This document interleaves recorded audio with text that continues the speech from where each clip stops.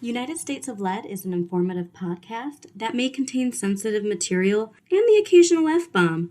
Listener discretion is advised.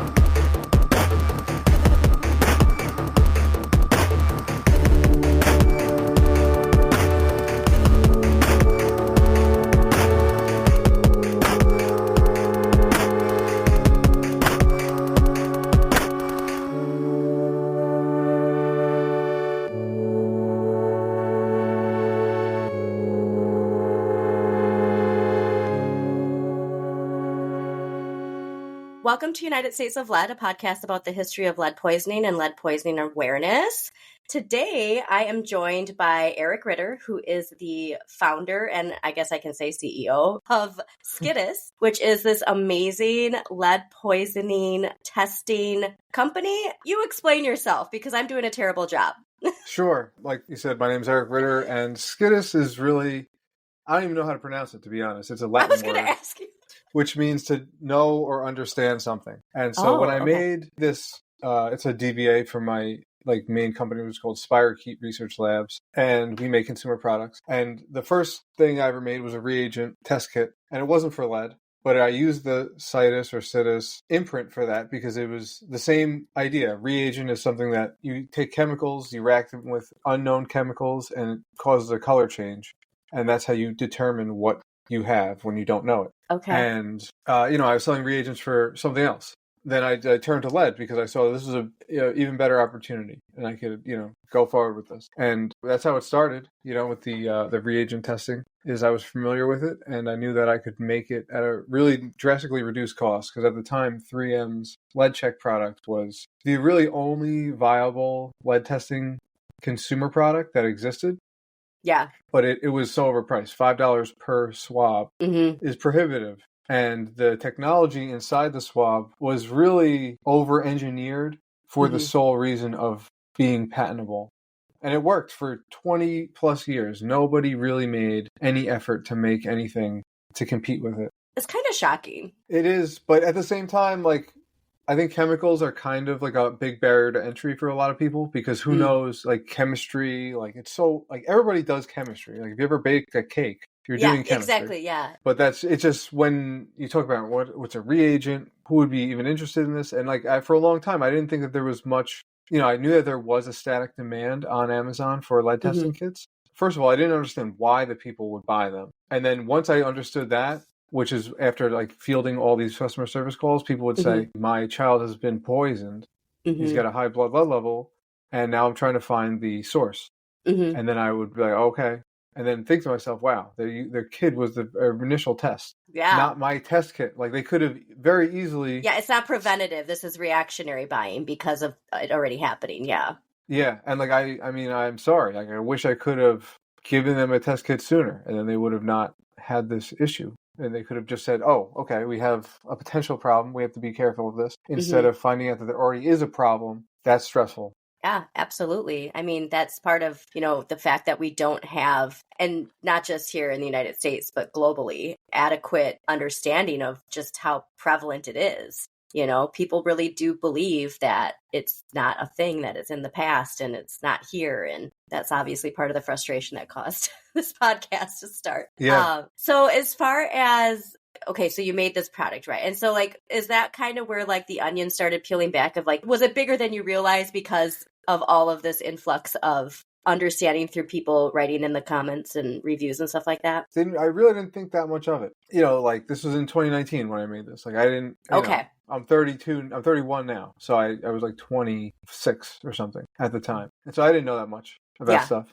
It actually, I really chalk it up to this guy from Columbia University, Lex Van Geen. He is a geochemist, and he had tried to make a consumer product to test soil for lead, and he tried to get a grant. The way that researchers go about things is very specific because they exist in a specific context. Yeah. And so they only operate within the confines of that context. And if anything is happening outside of that, they tend to disregard it. And that's just how it is. I would disregard stuff too if it was completely alien to me. Yeah. And I tend to sometimes. So he was trying to get this, government funding for this project. And then he contacted me and I said, I would love to meet with you. This sounds awesome. And so we met up, and then, I mean, he's not a lead expert per se, but he's a geochemistry expert. And he's done a ton of work with citizen science and reagent testing specifically. Okay. Even for things like arsenic and other, deploying the technology into countries like India or Africa. So, speaking with him, doing some more testing. And then, I mean, once I found out about the glowing lead test, because the swabs are not exciting. Well, the other thing about the swabs is you have to actually break, so if you wanted to test a plate, you have to break the plate open. You can't just test the surface of it and get the result. Yeah. You know what I mean? Then, you may have to break the plate open, but you at least would have to. I mean, I've always said, if you want to test ceramics for lead, take a little bit of vinegar, drip it onto the plate, draw a circle around it with pencil, and then just leave it for as long as it takes to evaporate. And the acetic acid will leach out some of the lead onto the surface, and then you could test that spot with the swab. Oh, for sure. But if you were getting one of those 3Ms, they're not telling you that. That's what I mean. So it's the actual way of doing it that is effective and efficient has never been really promoted. Well, because it's what I mean? Because that product was made in response to Title 10. Title 10 was the 1992 law which determined the legal limit for lead-based paint and prescribed a protocol for detecting it proactively in many cases. And for all federally funded housing there, which is considered target housing, which is a place where children may live now or in the future. So these are single-family residences, multifamily housing units. There's a plan to detect all the lead in those places. And then if there is lead that's over the limit, it is paid for by the government to abate it. And so the issue with lead paint really is that it's a huge problem. There's so many. In 1992, there was 75 million homes with lead-based paint. Now, I think this is from 2016. There's 34 million homes with lead-based paint still. So there's just so much of it that the government doing this, setting this limit, making rules for how people have to renovate. If they renovate over 6 square feet inside, they have to follow the ROP rule, which is supposed to, yeah. I was going to say, that's not being enforced. Yeah, it's not being enforced. The EPA doesn't have guns, and they don't have cars rolling around investigating this. It's kind of an unenforceable rule. Yeah. But on the aggregate, they're decreasing lead poisoning. And over time, lead poisoning will always decrease, just as a function of dangerous situations going away, objects being thrown away, less lead-containing objects being made, no lead in the gas. That's a huge one. The lead pipe removal thing. Commercial gas. It's still in planes, like non-commercial planes and stuff. Well, they do. I think they're trying to phase out the... They're trying, but I don't think they have yet. But that's just one of those things. They have a plan to phase it out, which is by 2030, there will be no more... Yeah, lead in the gas. But so many people think it's just not there anymore. You know what I mean? Because it's why would you think? Because you were told it was banned, so why would you think it's still? I mean, but that was a huge step forward. Absolutely. Out of it totally, because in 1975, the amount of lead in a gallon of gas was 2 grams of lead per gallon, which is an insane amount of lead. And, every day, I think in 1980, they burned 250 million gallons of gas per day. Yeah. So it's 500 million grams per day. Mm-hmm. of lead going into the atmosphere, and that Yeah. got everywhere. So now there's lead in every food article that we eat. There's like Well, the soil. nanograms of lead. The soil, So, yeah, like, going exactly. back to the soil, because, like you said, I'm sure that the person that you talked to from Columbia probably knows Dr. Mark Laidlaw, who we interviewed, because they talk about the geotextiles, and they might actually be a part of that. I don't know if they have, that background in that, but, this geotextile, you lay down, it buries it, and so only fresh soil goes on top, and then you mark it on a map. What did he say? You map it and then cap it. Or you cap it. No, you Sure. cap it and then map it so Yeah. that there's this, like, single source where we know, okay, this has been capped, this has been capped. And like, that's the only way to really fix it, if you will. Because like you were saying, with like houses and the paint, and it's like all of that goes into the soil surrounding the house. So if you're just like getting the paint, you're redoing the windows, you still have to think about the parameter of the house and how that's also poisoned. And that's just things that we don't as a society think about. But that's why I got so excited. And we're going to have Tim Pye on again soon, because I know you sent him something that you are working on to release. This is what Lex and I were working on, which Mm-hmm. was the digestive method for testing the bioavailable lead in the soil. And his initial method involved taking the sample, weighing it, drying it, sifting it, testing it, and then using sodium rhodesonate into a filtered version of the liquid. And that sounds like a lot. And I was like, this is way too much work. Nobody's going to do this. When you're saying that, do you have you ever seen the meme of the woman where it's like all the math equations? Have you ever seen that meme where she's like staring? Every time you mention any, because for listeners, I have done an introductory meeting with Eric before this, and like every time he talks about the actual chemistry, it's just my mind goes to that meme where I'm just like, I don't understand it, but I'm so glad you're sharing it, because like it's really important. And so when I was like, Lex, this is a crazy amount of work. Like this is probably overkill, because who cares? It's not really isn't hard to detect lead in its most dangerous form. And like another thing, going back to those lead testing kits, they're not going to detect all the lead. Like you could easily have ceramics with 5,000 parts per million lead, and no chemical test is going to pick that up. Mm-hmm. But at the same time, is that really so dangerous? Mm-hmm. Like, is it going to come off onto your hands? If you handle it, is it going to come off onto your food? If you scrape it with a knife and you eat some food, you cut it up on the thing. Mm-hmm. Is it going to really get into your body? I'm not positive, but I'm going to find out.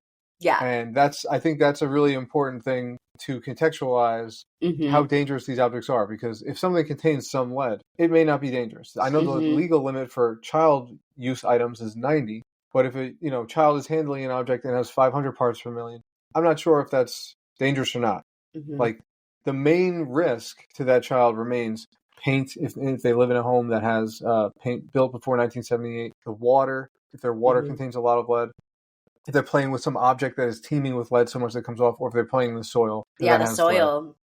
Or if they're eating high lead foods. If you're feeding a kid a diet of cassava root flour, sweet potatoes, and dark chocolate, they're going to get significant amounts of lead just from that. Yeah. And that object that they eat off of, like even these lead-containing baby bottles. Like I had one. Oh, I saw that video, which also... But like, I don't know if it comes off. Well, yeah, I mean, because that's something too, it's the wear, you know what I mean? And then like, so like we were saying too with the ceramic, like if you chip it, that definitely increases the likelihood of exposure, so it's things like that. But there's still the aspect of lead only gets into our bodies for about an hour if we eat it, because it only leaches out in an acidic environment.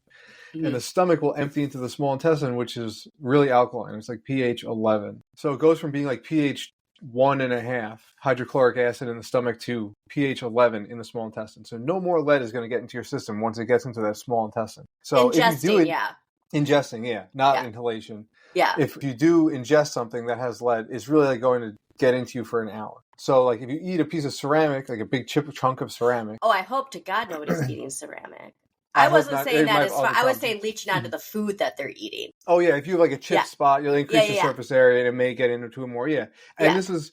I know I'm just going off randomly here, but I'm going to buy a graphite furnace atomic absorption spectrometer from Thermo Fisher, and this is like the best instrument to detect lead. You can detect lead down to parts per billion easily.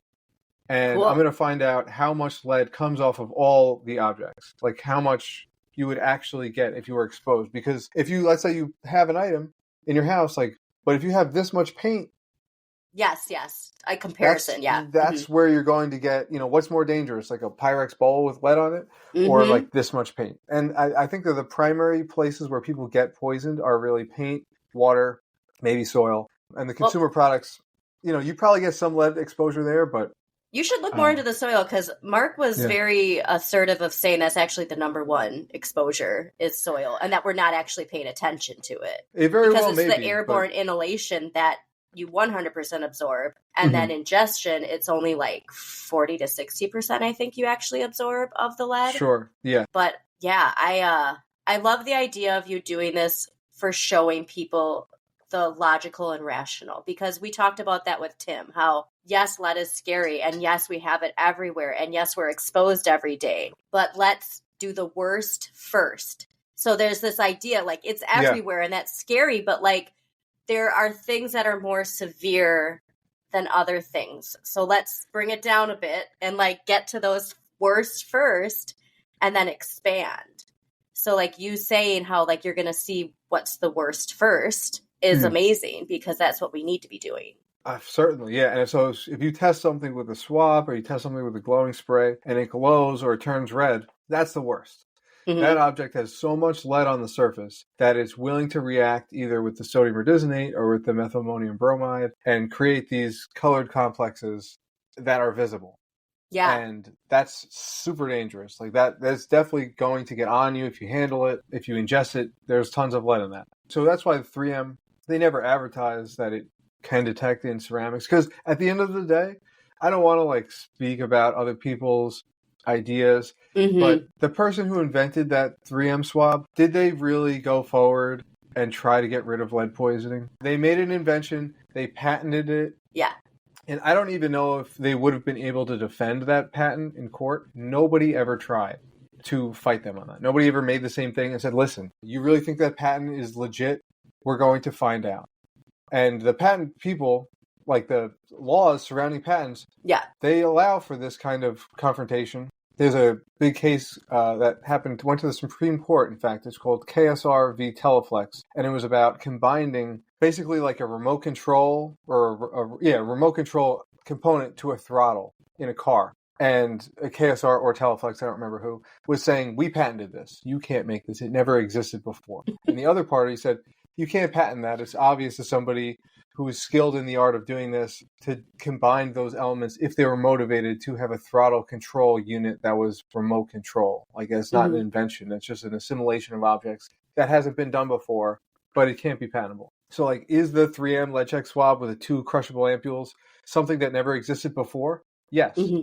But did everybody ostensibly know that sodium rhodesonate degrades quickly in liquids and that putting it in an ampule form and then crushing it and then swabbing it would be good? This would cost a lot of money. It's a lot of risk. What if you lose the case? So in business, there's a lot of, risk with anything. Mm-hmm. And when patents come into play, it ups the risk factor. Because if Yeah. you're Yeah. wrong and you say this, it's going to be terrible. Yeah. You just wasted all this money, and now you're going to have to pay additional money to the people who have the patent. So when she made that patent, she then sold the product for maybe 15 years or so, then sold it to 3M when her husband Okay. passed away. And it was her and her husband who made the company. And Oh. then so then she sold it to 3M. And then that was it. And then 3M bought it. They got actually part of that ETV program. Kind of weird, actually. Right when 3M purchased the remaining patent, which had about 10 years left on it for Mm-hmm. the lead check, the EPA opened a program where they funded the testing of these chemical tests to see if they would be allowed to detect lead-based paint. And they tested the 3M lead check, the state of Massachusetts sodium sulfide test, and then another test that's based on sulfur, which is called D-lead. And they found that all of these tests detected it successfully 95% of the time if there was lead, Mm-hmm. but they all had like a false positive reading of like 95%. And that's not because they were detecting lead when there was no lead. It was because they were detecting lead, but it was below the limit. So right after they did this, the EPA immediately changed the rules basically barring any more chemical tests from being able to be made, because they made it so you also need to meet the negative criteria, which if it's below 4,000 parts per million, it has to be negative 95% of the time. Mm-hmm. But the swabs and the chemicals, they detect down to about 500 parts per million, this is really interesting too. On the lead paint history, lead paint was first regulated in 1973. Or in the early 70s. I think it was 1971, but then they really put it into effect. 1973, there was a law, and the law said that if the paint is made before the end of 1974, the limit is 5,000 parts per million. If the paint is made after 1974, the limit is 500, or it was 600 parts per million. And then that 600 parts per million lead-based paint definition stuck all the way until 1988, when they started to think about how can we detect this in all the places that have it proactively. And the way that they devised to detect it was the XRF gun. And the XRF gun sucked in 1988. It was so rudimentary. It used radioactive material, normally like a cadmium radioactive isotope, inside of a chamber that was probably lined with lead and had a shutter. All the wonderful things just in there. But I mean, lead is effective. Lead is actually a really so is effective... cadmium. We always joke they're the best friends. Like they're both like BFFs. They have uses, but they don't belong in our bodies. That's what it comes down to. Like if we didn't have nervous systems, we were computers. Yeah, we would have lead roofs everywhere. Everyone would have a lead roof, and you would never have to get a new roof. Don't promote for example. I'm not promoting. Yeah, actually, lead roofs are terrible. As a random aside, the fire, remember the fire, the Notre Dame Cathedral fire? Oh, God, yeah. That had a lead roof. And it increased there was like 1,000 kilograms of lead dispersed easily. And I had no idea. Yeah, super high. And Lex actually wrote an article on this, and he said he got a lot of negative responses from people because it's not fun to say, hey, if you live there or you have some kind of interest, you're gonna look bad. To say, oh, now all the soil in the area is going to be 1,200 parts per million. I never heard that about that fire. Yeah. Holy buckets. The whole roof was lead. But, how old was that cathedral? Well, exactly. That's why. Like, it wasn't like they just put a lead roof on it, Yeah. It's just a great roof. If we didn't, but it is dangerous because the acidic rain will cause leaching of the lead slowly, and that will get into the soil. And then if you have a fire, you'll obviously have vaporization of the lead. It's going to be catastrophic. Well, the water's right there too. The river's right there, right off of it. No, definitely. It's crazy. So anyway, these XRF guns, they had the radioactive isotope. You would pull the trigger and a mechanical shutter would open, releasing the radiation. It would hit the paint. And X-rays are just like light, really shortwave light. Mm-hmm.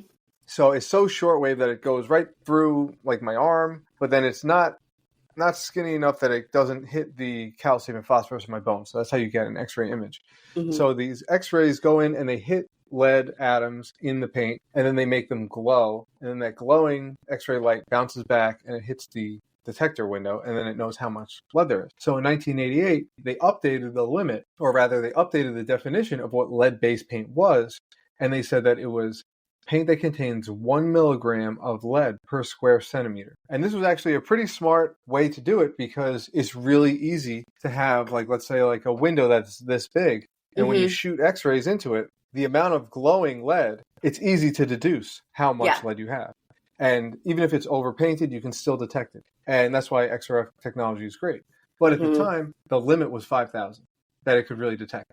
And even then, a lot of the time, they would get inconclusive results. So in 1992, when they were really like, okay, we're actually going to roll this out for real, they changed the rule to say 1 milligram per square centimeter or 5,000 parts per million. Because if you get an inconclusive result with an XRF gun, you have to scrape off 2 square inches of paint and then send it to a lab, and they will digest it and then run it through an atomic absorption spectrometer or some other high-tech solution like ICP-MS or ICP-OES. Sorry, there's a bunch of different ones. I was insane clown posse. Wait, when you said ICP, this one's even more insane. It stands for intrinsically contained plasma mass spectrometry, or intrinsically contained plasma optical emission spectroscopy. And these are all really insanely high-tech ways to identify, lead. Although I bet that Insane Clown Posse could identify lead too. They're going to revolutionize. I hope so. I wish I could give them a glowing test, I because mean, I'm sure they aren't would they love from it. Detroit, which is like super high in lead, so as far as like cities in the world? So Yeah. maybe. Well, yeah, and I don't know. Yes. But what I um, find fascinating is like hmm. you don't even have a background in science, Well, I right? mean, I have a Like, background in science, and I've loved science forever but since I that's what found I out mean about is black like, holes. yeah. Oh dear, don't get me started on that. But like Well, that's what got me hooked. yeah, but that's what I mean is like people like limit themselves to like thinking of like where they can expand their lives, and like that's what I like. You Hmm. went to school for business, right? Is that Business, psychology, political science. It was like a yeah? multidisciplinary Psychology studies. helps when it comes to this topic, but that's what I find so wonderful is that this didn't come from just, like, I mean, obviously you need to have some business mindset to have the products, but you know so much because you care and like want to learn more. You know what I mean? You didn't just make Yeah. this swab to make money. That's what I mean. It's like Well, I did this. in the beginning. I'm not going to act Oh like I yeah, didn't. but In the like beginning, I was like, "This is a great way to make money."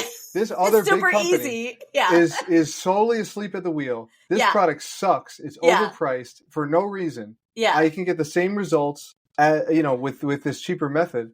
And then it just took the like bigger picture to become, and it happened over time. Once I met Lex, I started getting more into it. I took the EPA It class for evolved. the and once I started learning more, I started saying, "Wow, this is a really incompetently handled situation." Mm-hmm. But like they've done a lot. Like the amount of lead poisoning has been going down for Yeah, years. So yeah. from a bureaucratic policy standpoint, they're doing a great job. It's not going up, so they're doing a great job. But like from what I see, people aren't being served by it, and they can't Mm-hmm. expect to be served by the government in such a specific niche, because the government isn't going to be able to do that. Like they actually did a pledge to spend $300 billion to get rid of all the lead pipes by 2030, Mm-hmm. which that's great. My thing though, if But you're not even talking about the soil, I don't care. Like that's something where it's like you can't just put a band-aid on it. Like that's not that's true. But here's the thing: they're still going to get a reduction year over year. true. And how much would the soil cost? So much. How much would the paint Yeah. cost? So much. Like Mm-hmm. the paint probably will cost at least $600 billion to $1 trillion. Soil, if you really want to remediate all the soil, that's going to probably cost more, and it's going to be like such a hassle. Like Mm-hmm. there's so much actual work that needs to be done for those. The Yeah. lead pipe removal and replacement is a hassle, but it's It's more not cost necessarily. effective. It's just like more known. Yeah, like there's already Yeah. people who replace service lines all the Mm-hmm. time. Like Oh you yeah, have crews that absolutely. do that. Like there's no crew that's prepared to displace you from your home, fix all the paint, and then say, Mm-hmm. okay, you can move back in. That's going to be a really tough one. And so that's why I think that consumer products that detect lead are Mm-hmm. essential to solving that aspect of the problem. And they have to be low cost, and they have to work really well, and they have to be fun to use at least a little bit, because this swab is not Yes. fun to use. Like I Well, wish that that's this was fun, but it's just yeah. taking the swab out, dipping it in vinegar, and then Yeah. rubbing it on the surface for 30 seconds and saying, is that lead or is it dirty? Like it Yeah. Yeah. works, Yeah. but like you need to be kind of like really committed to finding it in order to use this. But with the Yeah. spray, it's like you literally just spray it, shine the flashlight on it. If it glows, you know. Mm-hmm. And that's what actually I was like, mean is like, because like you could have just stopped with these swabs and like, been like, cool. But like you actually evolved it into now the spray and the soil testing, which is amazing because again, we're a reactionary society. We're not preventative. But if we can get consumer pressure on brands that says, listen, this has clearly a lot of lead in it. What are you going to do about it? Because it's like there is this gatekeeping to like knowing what does and doesn't. And, like we said with the swabs, like that, sure, it can test, but it's kind of limited to what it can test and how, knowing just how much is in it. But that's where I think, because it's like at the end of the day, we got to know that like almost everything we buy has lead in it at this point, and it's kind of crazy that you just got to slap that Prop California sticker on it, whatever, Prop 69 or 67, what is it? 65, I think. 65. I was close in the 60s. And Yeah. but like that, you just have to slap a sticker on it and it's fine. Like that kind of stuff where it's like that's the part to me, because it's like, okay, sure, now it's whatever. But when these products are going to the landfills and climate change and the wind's going to pick up and like all that soil is going to be even more polluted. Like these are things that we're not even thinking about because it hasn't happened. Mhm. but why should we wait till it happens to like take care of it, I guess is really. Yeah, and like I bet you that even though this isn't necessarily like this Yeti has lead in the bottom, although I wasn't Yeah. able to get this bottom off, I don't think that they're going to continue to make lead containing bottles. Like there's been so much outrage from the consumers Mm-hmm. that I'm sure it's not even hard. Bismuth is basically lead. It's Yeah, Tim another element. introduced me to bismuth, and I love bismuth. I think it's amazing because it looks so futuristic. When he brought up that, I was like, what the fuck? Well, it's the same with ammunition. We can make copper Yeah. bullets. We don't need to make lead bullets. Mhm. You know what? Like, it's things like that where, like, there's just all of these things where it's like, other than cheapness, other than the cost, and it's saving the people making the money more money. Other than that excuse, that's the only limitation we have to actually, like, using that. So bismuth you can use instead of lead in the cups, you said? Yeah, as far as the sealing dot, like it has a really low melting point. And Mhm. I think that's what they're going for with those sealing dots is just a low melting point solder, Okay. basically. So Got they it, can, yeah. because the way they must make them is that, I don't know how they exactly do it, but the inside of this cup has a vacuum in it. And then Mhm. the hole that they use to extract all the air out of, there must be a vacuum around the outside of the hole. And then they put this molten metal Mhm. into the spot where the hole is, and then they let it harden, and then they can release the vacuum, reintroduce air to the outside, take it out, and put this bottom on, and then it's done in the inside of the vacuum. And they actually really do work great. They keep the drinks cold forever. Yeah. So it's a super good innovation, but they want something that is liquid and then gets hard fast, and there's like no strain on it once it's Mhm. hard. They're going to cap it, so it's fine. So they just need something that'll harden fast and will shore up the hole. And now they could do that through a multitude of different ways, but the easiest way is just to find a low melting point alloy, and lead is one of those things. And it's not illegal to put lead in products that have inaccessible components. Yes, yeah. And it's not even illegal to put lead in accessible components Yeah, of I was just products gonna say, I'm like, well, that are not intended for use by kids. yeah. So, they just kind of let it go, But the number of people who got poisoned by a Stanley or a Yeti, maybe I could count on my finger, Mhm. Like it probably isn't that many people. And so like what we were saying before, like take care of the worst first. Yes. And so that's probably, paint, soil, water, if you have it in your water, and then your diet if it contains a lot of lead. Because Yeah. low-level lead poisoning will cause a lot of problems for Mhm. people.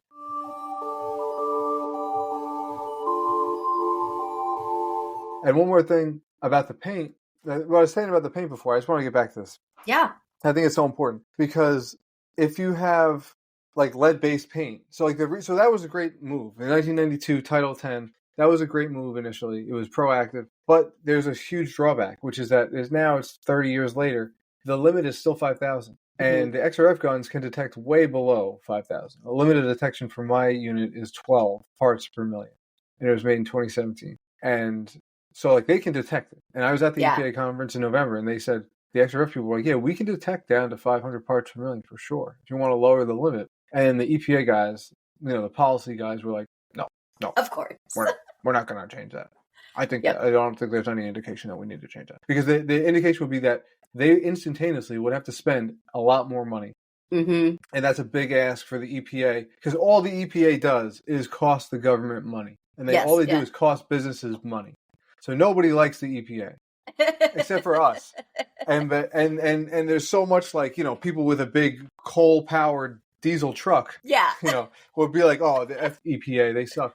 Yeah. But like, EPA is great. The EPA is the only thing that protects us at all from complete contamination. Mm-hmm. Like they banned PCBs. They're, going to probably ban PFAS and a lot of stuff. And these are not healthy chemicals. They banned CFCs. They banned all kinds of stuff that sucks for the environment. And people would make and sell this stuff if they were allowed. That's the thing that people don't realize. Like, how much worse it would be if they were allowed to do it. Oh my God, it's so wild. So your spray, that's something, I mean, it's trending. I'm loving seeing how many views it's getting. It's so exciting. It's not available for sale yet, but can you tell people where they can go to get on the mailing list for when it is Sure. ready. I mean, if they want my specific one, the one I've been using, which will have this top or spray top, they can just go to detectlead.com and just drop their email, and I'll email them when I can sell it. But I have a batch of like 500 of the Lumetalix brand, Okay. and that was made by the people who came up with this. Yeah. But theirs has, a different amount of spray, stuff like that. Mm-hmm. I didn't design that test kit. I can talk about, the way, so the real big evolution for me was finding out that this test kit exists, or this method for detecting lead exists. And I didn't know until you told me. Yeah, and who would know? Because, Lex told me about, these are the people, they want to meet up with you. He's coming here, we can talk to him. So I said, okay. So I Googled his name. I found out that he was a solar cell researcher from the Netherlands, and that they had, in 2018, been him and the other guy who owns Lumetalix were part of a research paper, I think it was called Holtis et al., where they did something pretty interesting, actually. They took calcium carbonate bearing materials, like a seashell has calcium carbonate, and they exposed it to lead nitrate, and the lead nitrate removed the calcium and inserted the lead. So now you had a lead-containing seashell. They made the liquid, the same liquid that's in these bottles, and they put it onto the seashell. Mm-hmm. And then it converted it to glowing lead seashell. Yeah, and this is like, when you see in like an old sci-fi radioactive materials, like type of looking green, you know what I mean? Like it's like, or it's Slimer. For sure. Slimer, Yes. Ghostbuster, like that's the kind of color that comes from this. It's gross looking. I mean, it's mesmerizing, but it does not look safe. Well, it definitely doesn't look safe, but it definitely at least shows you very specifically, unlike the swabs, it's like, this is toxic. Yeah, you would, because that mineral doesn't exist in nature. It's called a lead halide perovskite. Perovskite? I don't know how to say it exactly. It's a very weird, I think it's like a Russian word. But it's basically just a mineral that contains the lead or another metal in the center of like a box structure, basically. And they make these tiny nanocrystals.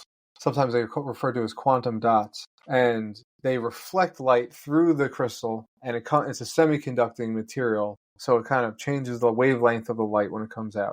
And that's why they use in solar cells. And their goal in that paper, that research paper, was to basically make components of solar cells first with calcium carbonate, and then convert it to lead carbonate, and then convert it to the lead halide perovskite using this chemical or using another method. And then they went on to file a patent on the same thing for, a test kit that basically does the same thing. But it's public. You can look this up too. It's called a method for detecting lead. And it's like an international patent. And they got some preliminary information that wasn't going to be admissible for a variety of reasons. Most of them are that it's obvious, or that it's some of the components aren't invented. But the same thing is true. And I'm not going to let this happen with the same thing with the 3M thing, the lead check. Like, who does it serve to have a patent?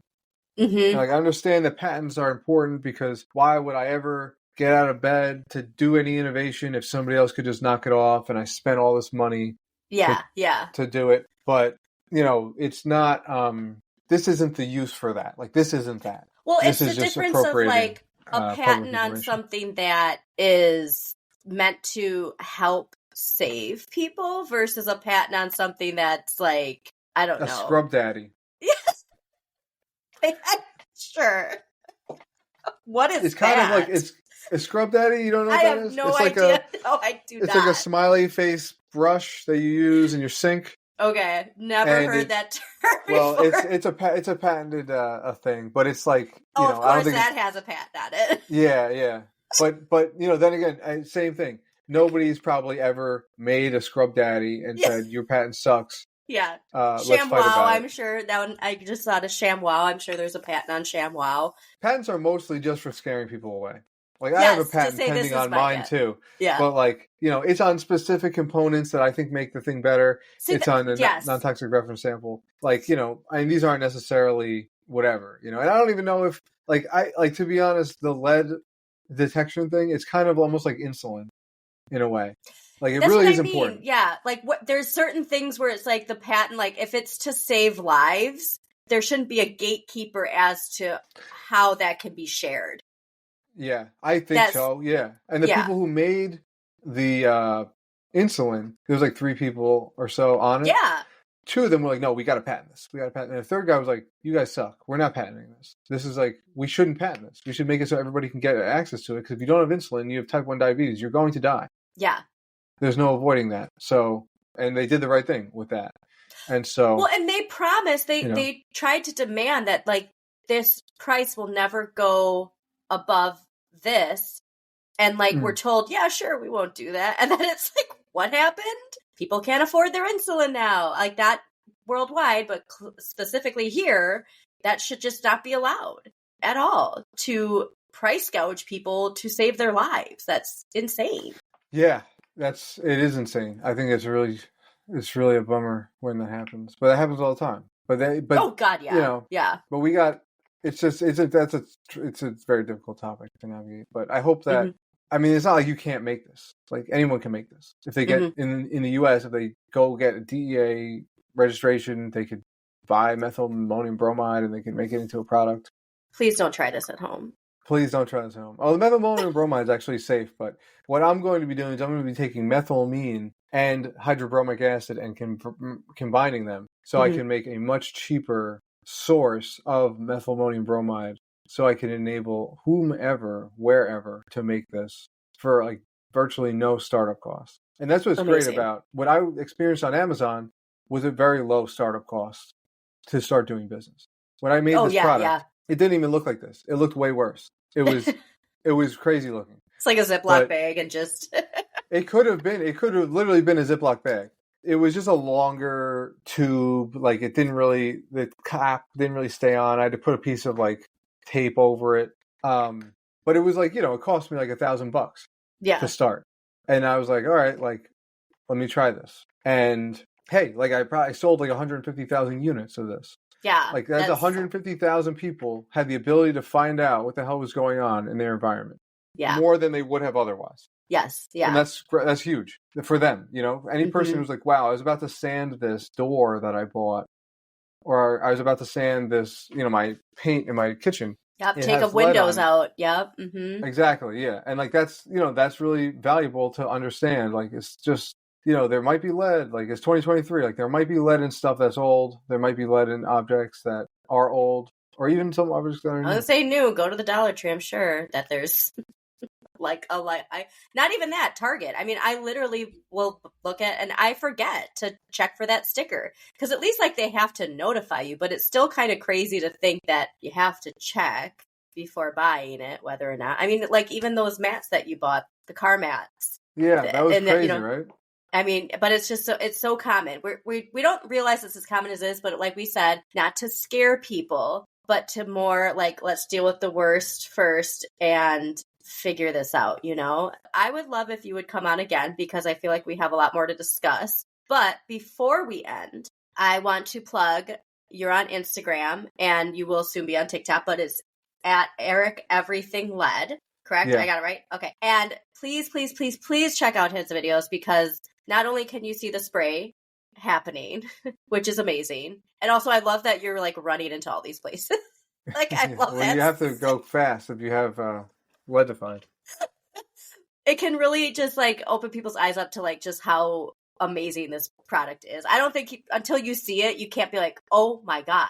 Like the first video you sent me where you were testing, I think it was like a Mickey Mouse glass or something. I don't remember. That was the best one. I remember that. And it's just... It's like... It's freaky. It's freaky when you see it. Because it looks innocuous, but then when you spray it, you see that it's glowing, and then it's dangerous. But especially for parents, like I said, like we're saying with products that kids are using. And sure, it just can't be marketed to kids. It can't say it's for kids, but it could still look like something for a kid, So that's something where it's just letting parents see that. And again, like we were saying, like home renovations, that's so important. But please get on the mailing list at...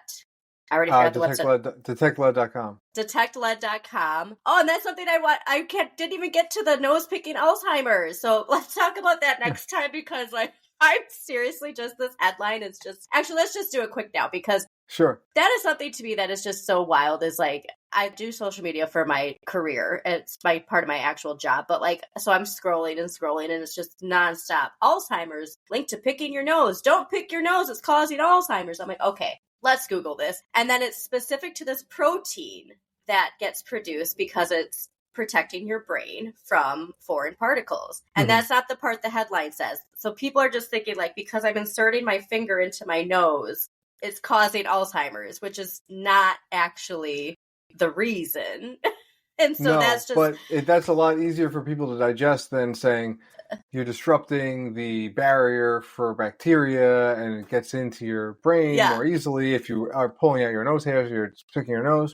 Yeah. But who wants to? That's a lot of science. But I think that this is like kind of like, this is part of the reason why we have such a combined inability to function outside of our lane in the world, which I don't know if that's by design. It certainly does serve the people at the top.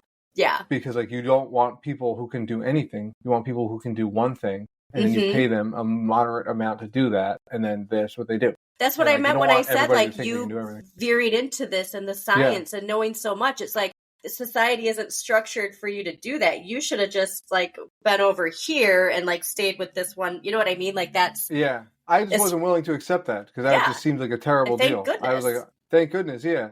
But it's like, it's great. I wish everybody did this. I mean, we'd have mass confusion because everybody would be like, what's going on? But I mean, a lot of people would be doing a lot of good stuff. Yeah. And that would be awesome. I think that a lot of jobs will get replaced with automation eventually anyway. Yeah. So if people aren't going wherever they want, if there are there used to be a popular job called a elevator operator. But if all I know how to do is operate an elevator and then they install a keypad in the elevator, why am I don't exist anymore. Like my job is gone. So like I better find something new to do.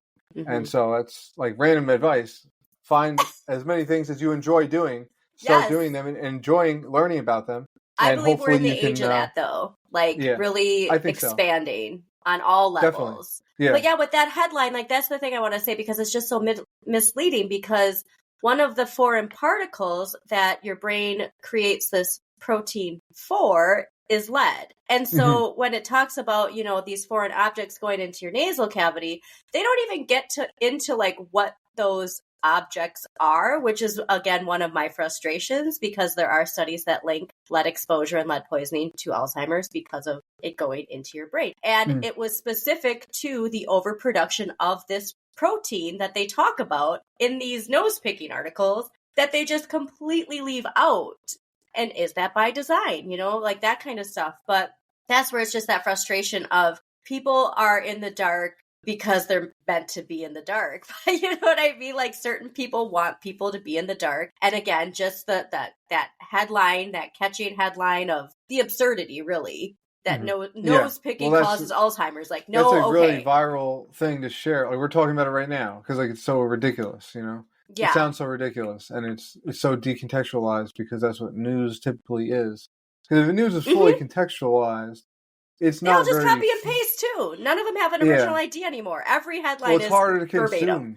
If it's really complicated, it's going to be really hard to consume. And everybody wants to share a soundbite. They don't want to share the entire drawn out reality because it becomes a dissertation rather than nose picking causes. Welcome to my TED Talk. Dementia.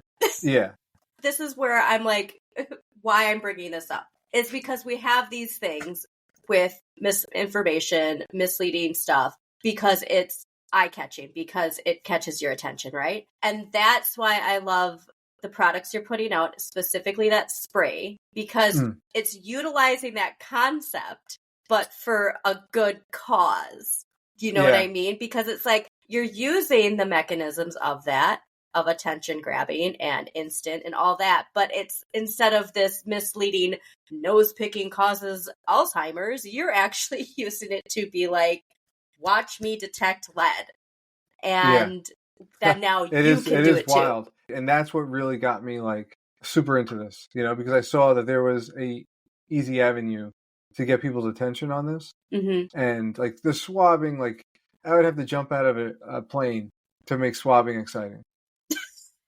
You might have, now I'm going to put that as a challenge if you start doing commercials for your products. It's like those used car salesman commercials, That are so extreme, They're just so insane. You have to make it extreme for people to watch, but the swab is just not, it's just not exciting. It's not. The spray is so, and it's so much better too. Like this bottle, Like there's probably like 500 or more tests in this bottle. There's That's the only biggest thing. 30 It's tests. not one test. Yeah, and this will be like $50 when you get it from me. Yeah. This is $18 and you have 30 sprays. So for 20 times more, it's like double, just like 4 times the price. Yeah. So it's like 5 times cheaper. And this right now is 50 cents a swab. So it's about 10 cents a test with this. And so that's and it doesn't expire, awesome. Correct? Like that's something where it's like you can keep this in your house and you don't just have to use it once and be done with it. I mean, it probably could expire eventually, but I don't think it could. Like the one I'm going to use for the manufacturing, I've been keeping at 150 degrees Fahrenheit for like 2 weeks now. Okay. And like I withdraw a little bit and I test with it and it always works. I think it's very stable and it should be because it's a salt. Yes. And it's travel, like it's to go. So again, like if you know. Yeah, I go everywhere with it. I always am taking it out in random places and it's quick and easy because like these, you need vinegar. Yeah. The 3M ones, like you need a lot of money. Yeah. And they don't even sell them. They literally stopped selling them once. Oh. Yeah, they're done because because the market really decreased for them. Yeah. So they probably said, "Wow, this product is losing so much ground over the past 4 years. It's lost 80% of its sales. Mm-hmm. Why continue?" I get that. They saved money by shutting down like a big chunk of their business. They saved like $1 billion a year shutting down, that product line and probably like 20 other ones that weren't making a lot of money. Well, they also had all that money from the cleanup that they had to do from poisoning everybody in the surrounding area of the 3M factory. Yeah. They're terrible for that. Dark Water on Netflix was really good. I don't have Netflix. I'm gonna have to check that out when I visit my mom. That's how I get my Netflix. Dark Waters, but it's about the PFAS contamination of. I think it was like Virginia. Interesting. Okay, I'll have to check that out. It was pretty insane. Amazing. Well, I want everybody to get on this mailing list though, because honestly, you're gonna want this product as soon as it's available, and I'm excited to test it out. That's really nice. Oh, yeah, I'm seriously so excited for people to do it, and I hope that if you can't afford it, let me know. I'll cut a deal with you because I don't want anybody to be like priced out of this product. Like obviously, I can't just give them away. If I could give all of them away, I would. I don't even care, but I do. I'm selling them. This is what it is. Yeah. So, but if you have a problem with paying that, just let me know. And maybe down the line we can do a promo code or something, Sure, yeah. And if you want to get one of these on Amazon and you can't afford it, buy it on Amazon, message me, and I'll refund your purchase. Because I don't think that it should be something that people can't afford. In the future, too, we are going to have you back on with Tim Pye because we did... I'm so excited when he tries out that soil. Yes, he just said he emailed me today, actually. Oh, good. He said he's going to try it out soon. Yay! Okay, so tune back in the future. We'll have an episode with Tim because... Tim is testing out the soil testing, and I know he was very excited. I'm very excited to see the results. He did say that he'd be recording it, so we can at least see that too. Thank you so much for your time. That is all the time we have for today, but tune in for the next episode of United States of Lead. Thank you for tuning in to United States of Lead, hosted by Andrea Elizabeth. Just a quick disclaimer, Andrea is not an expert in lead poisoning, so we always ask that you take a look at our sources and read up a little bit on your own. If you're interested in advocating for lead poisoning awareness, please check out the LEAP Alliance for more information. Please visit their website at leapalliance.org.uk. That's LEAPPALLIANCE.org.uk. Thanks for tuning in.